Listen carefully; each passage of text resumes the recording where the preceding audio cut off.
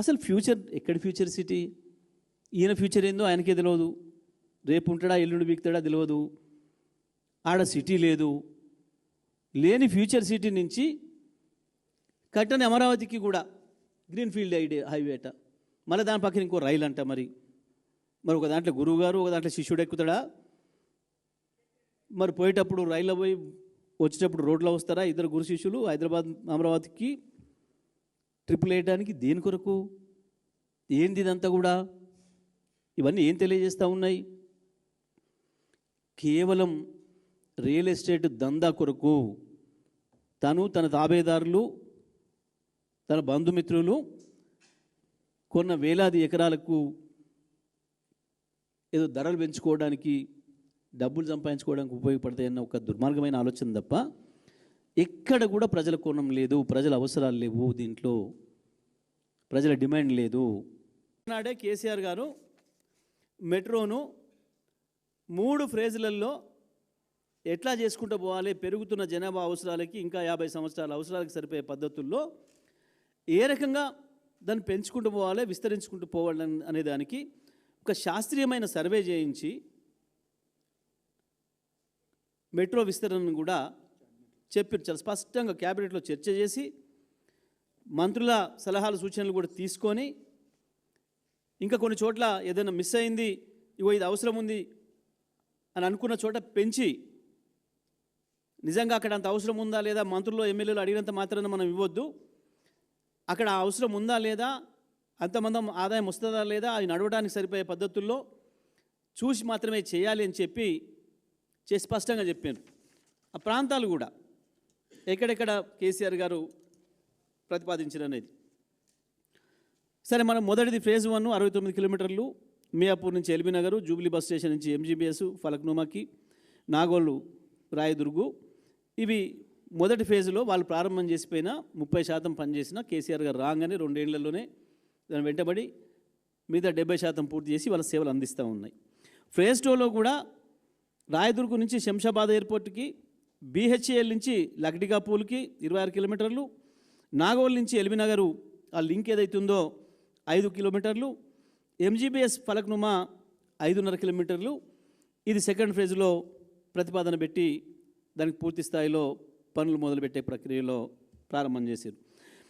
అదేవిధంగా థర్డ్ ఫేజ్లో బీహెచ్ఏఎల్ నుంచి పటాన్ చెరు, ఇస్నాపూర్, ఓఆర్ఆర్ వరకు 13 కిలోమీటర్లు, ఎల్బీ నగర్ నుంచి పెదంబర్పేట 13 కిలోమీటర్లు, 8 స్టేషన్లు ఎల్బీ నగర్ నుంచి పెదంబర్పేటకి, శంషాబాద్ నేషనల్ హైవే మెట్రో నుంచి కొత్తూరు, షాద్నగర్ వరకు 28 కిలోమీటర్లు, ఉప్పల్ నుంచి ఘట్కేసరు, ఓఆర్ఆర్ నుంచి బీబీ నగర్ వరకు. ఇక్కడ ఎప్పటి నుంచో ఐటీ పార్కులు వచ్చినాయి. అక్కడ ఇన్ఫోసిస్ కావచ్చు, రహేజా కావచ్చు, అక్కడ సింగపూర్ సిటీ, ఆ ప్రాంతంలో, పోచారం ప్రాంతంలో ఉప్పల్ కూడా చాలా హెవీగా రద్దీగా ఉంది మనకు తెలుసు. ఈ మధ్యకాలంలో యాదాద్రికి కూడా బాగా భక్తులు పెరిగారు కాబట్టి అక్కడ వరకు పెంచి ఆ తర్వాత యాదాద్రి కూడా తీసుకుపోవాలని చెప్పి ఆలోచన చేసి 25 కిలోమీటర్ల వరకు ఆ రోజు శాంక్షన్ ఇచ్చిండ్రు. శంషాబాద్ ఎయిర్పోర్ట్ నుంచి తుక్కుగూడ, మహేశ్వరం, కొండాపూర్ కూడా 26 కిలోమీటర్ల వరకు ఫ్యూచర్లో పెంచాలి అని చెప్పి నిర్ణయం తీసుకోవడం జరిగింది. అదేవిధంగా తార్నాక నుంచి ఈసీఐఎల్ వరకు కూడా 8 కిలోమీటర్లు, 5 స్టేషన్లు, జేబీఎస్ నుంచి తూమ్కుంటకు 17 కిలోమీటర్లు, 13 స్టేషన్లు, ప్యారడైజ్ మెట్రో స్టేషన్ నుంచి కండ్లకోయ వరకు 12 కిలోమీటర్లు, డబుల్ ఎలివేటెడ్ ఫ్లైఓవర్, ఒకవైపు ఏమో మెట్రో, ఇంకొక వైపు రోడ్డు, 2 మార్గాలు కూడా వేయాలి ఇప్పుడున్న జనాభా అవసరాలు దృష్టిలో పెట్టుకొని, ట్రాఫిక్ అవసరాలు దృష్టిలో పెట్టుకొని చెప్పి ఇంత స్పష్టంగా అన్ని ఏరియాలు కవర్ కావాలి. అటు కాప్రా, కుత్బుల్లాపూర్తో సహా బాగా ఇప్పుడు జనావాసాలు పెరుగుతున్న ప్రాంతాలు ఏవైతున్నాయో ఈ ప్రాంతాల్లోకి మెట్రోను విస్తరించాలి, మెట్రో సేవలు విస్తరించాలి ప్రజల అవసరాల కొరకు అని చెప్పి ఇవన్నీ కూడా పూర్తి పెద్ద ఎత్తున జనావాసాలు ఉన్న ప్రాంతాలు ఇవి, ప్రజలకు అవసరం ఉన్న ప్రాంతాలు ఇవి కూడా. ఇక ఆ తర్వాత ఫేజ్ 3లో ఓఆర్ఆర్ చుట్టూ కూడా తీసుకోవాలి అనేది ఒక ప్రతిపాదన ఆ రోజు పెట్టి ఈ పైవాటి అన్నిటికి కూడా క్యాబినెట్ అనుమతి కూడా తీసుకోవడం జరిగింది. అంటే ఇంత స్పష్టంగా ప్రజల అవసరాల కొరకు, ప్రజల ఇబ్బందులు లేకుండా వాటి నుంచి ప్రజలకు చీప్గా ట్రాన్స్పోర్ట్ రావడం కొరకు ప్రజలకు ఖర్చు తగ్గించడం కొరకు, వాళ్ళ సమయాన్ని ఆదా చేయడం కొరకు ఆలోచన చేస్తే ప్రభుత్వాలు అది చేయాల్సిన బాధ్యత ఉంటుంది. అది కేసీఆర్ చాలా స్పష్టంగా చెప్పి చేయించింది. ఇవన్నీ కూడా పెట్టిపోయినారు. ఒక్క మాటలో చెప్పాలంటే ఇవాళ ఈ రాష్ట్రంలో కేవలం రియల్ ఎస్టేట్ దందా నడుస్తుంది. ఇంకొక వైపు ఈ ప్రభుత్వం ఒక సర్కస్ లాగా నడుస్తుంది. కేవలం ఒక కుటుంబ రియల్ ఎస్టేట్ దందా కొరకు ఎవడైనా రోడ్లు వేస్తే, రైలు మార్గాలు వేస్తే దేని కొరకు వేస్తారు, ఎక్కడ వేస్తారు, ఎట్లా వేస్తారు? ఇండ్లు లేని కాడ రోడ్లు వేసేటోని ఈ ప్రపంచంలో ఉన్న చూసినామా మనం? జనావాసాలు లేని కాడ రోడ్లు వేయడం అనేది ఎవడన్నా బుర్రవనోడు చేసే పనేనా? ఇప్పటివరకు మనందరికీ జ్ఞాపకం వచ్చిన కానించి, జ్ఞాపకాలు ప్రారంభమైన కానించి ఏ రోడ్లు ఉండే, ఎట్లయినా ఇవ్వాలా? మొదలు ఒక పంచాయతీరాజ్ రోడ్డు ఉండే, కొద్దిమంది బండ్లు ఎడ్లు చిన్న చిన్న నడిచిన్నాడు. ఆ తర్వాత అవసరాలను బట్టి, అవసరాలు పెరుగుతున్న కొద్దీ బీటీ రోడ్ చేసుకున్నాం దాన్ని. ఆ తర్వాత ఇంకా కొంత ట్రాఫిక్ పెరిగిన తర్వాత R&B తీసుకొని R&B రోడ్ చేసింది దాని స్టాండర్డ్లో.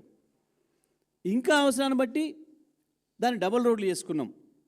పెరిగిన జనాభాను దృష్టిలో పెట్టుకొని కేసీఆర్ గారు గ్రామాల నుంచి వెళ్ళి తప్పకుండా మండలానికి ఒక రోడ్డు, మండల కేంద్రాల నుంచి ట్రాఫిక్ ఎక్కువ ఉంటుంది కాబట్టి జిల్లా కేంద్రానికి డబల్ రోడ్డు, జిల్లా కేంద్రం నుంచి వెళ్ళి హైదరాబాద్కు తప్పకుండా 4 లేన్ల రోడ్లు ఉండాలి అని చెప్పి చేసిండ్రు. ఈ ప్రపంచవ్యాప్తంగా ఎక్కడైనా ఇదే చేస్తారు. ఇవాళ మనం అభివృద్ధి చెందిన దేశాలను కూడా అన్నింటినీ చూసి వస్తూ ఉన్నాం. మనం అమెరికాకు పోండి, ఇంగ్లాండ్కు పోండి, కెనడాకు పోండి, ఆస్ట్రేలియాకు పోండి, చైనాకు పోండి, రష్యాకు పోండి, అవసరాలు పెరిగిన కొద్దీ రోడ్డును వెడల్పు చేసుకుంటూ పోతారు. ఇప్పుడు మనం ఈ విజయవాడ హైవే చూస్తున్నాం. ఈ మధ్యన వెడల్పు కార్యక్రమం మొదలుపెట్టిండ్రు. అంతేందుకు ఇవాళ ఎయిర్పోర్ట్లోకి పోయే రోడ్డు చూస్తున్నాం. ఇప్పుడు ఇవాళ వెడల్పు చేసే కార్యక్రమాన్ని తీసుకున్నారు. ఏ రోడ్డు చూసినా మీరు కరీంనగర్ పోయే రోడ్డు చూడండి, నాగపూర్ పోయే రోడ్డు చూడండి, ముంబై పోయే రోడ్డు చూడండి, బెంగళూరు పోయే రోడ్డు చూడండి. పెరుగుతున్న ప్రజల అవసరాలను బట్టి రోడ్లను నెమ్మదిగా వెడల్పు చేసుకుంటూ పోతారు. కానీ ఇండ్లే లేని చోట రోడ్లు వేయటం అనే మూర్ఖపు పని ఏ ప్రజాప్రభుత్వం చేయదు, ప్రజల డబ్బులతోనే అసలే చేయదు. కానీ ఇవాళ లేని ఫ్యూచర్ సిటీకి రోడ్ వేస్తా, నేను మెట్రో కూడా తీసుకుపోతా అని చెప్పి ఈ ముఖ్యమంత్రి అంటే ఇది ఒక పథకం ప్రకారం వాళ్ళపైన ఒత్తిడి చేసి తీసుకొచ్చి ఇది తన చేతులకు తీసుకొని ప్రజలపైనేమో 15,000 కోట్ల భారం వేసిండు, తను ఒక 1,000 కోట్ల రూపాయల లాభం పొందిండు. ఇవాళ హైదరాబాద్ ప్రజలకి ఆ మాత్రం కూడా రేపు ఆ మెట్రో అందుబాటులో లేకుండా చేసే కుట్ర చేసిండు. మనం చూస్తున్నాం ప్రభుత్వ రంగ సంస్థలు నడుపుతుంటే ఎట్లా ఉంటుందో, ఇబ్బందులు ఏమొస్తాయో. చాలా స్పష్టంగా దీని వెనకాల 1,000 కోట్ల రూపాయల చేతులు మారినట్లుగా మాకు సమాచారం ఉంది. దీని మీద ఇంకొక కుట్ర కూడా జరుగుతూ ఉంది. మరొక దందా మొదలుపెట్టిండు.